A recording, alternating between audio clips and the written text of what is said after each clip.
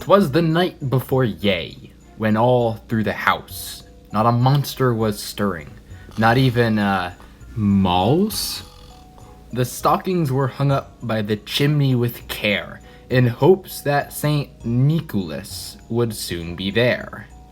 The monsters were nestled all snug in their beds, while great heaps of junk food danced in their heads. And Mammoth by my side, and I in my caps, had just settled our tummies for our long winter's naps, when out on the lawn arose such a clatter, I fell out of bed to see what was the matter.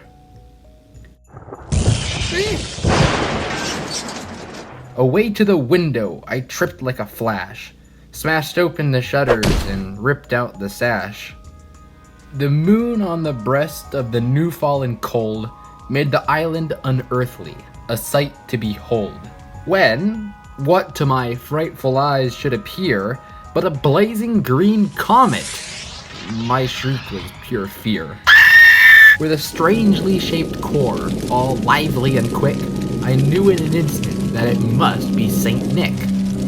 More rapid than Tweedles did he cover ground, when to my horror he began to swerve down. Alas! Help! Ink! Oh no!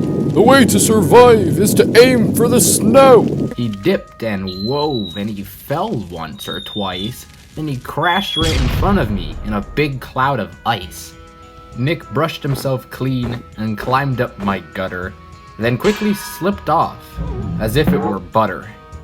So up to the housetop the comet it flew, with a sack full of toys and St. Nicholas too. And then, in a twinkling, I heard on the roof the slow, steady stepping of a bipedal hoof.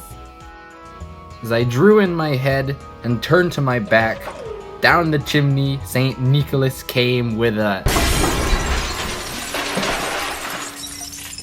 splat. He was covered in fur from his head to his foot, and his form was all tarnished with ashes and soot. A bundle of toys he had flung on his back, and he looked like a peddler just opening his pack.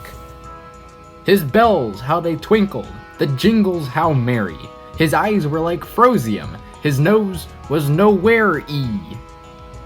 His fur-covered mouth was drawn up in a grin, and white as the snow was the beard on his chin.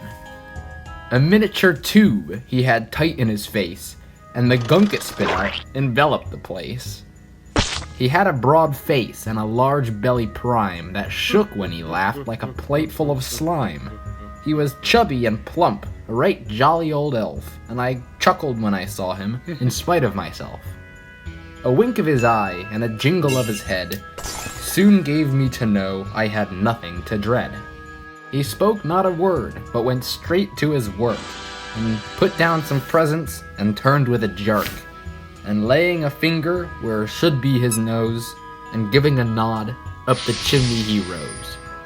His feet caught fire, flames licked the snow, and Nick blasted off quickly with his toy sack in tow. But I heard him exclaim, as he zoomed out of sight, Yippee-yay to all, and to all a good night.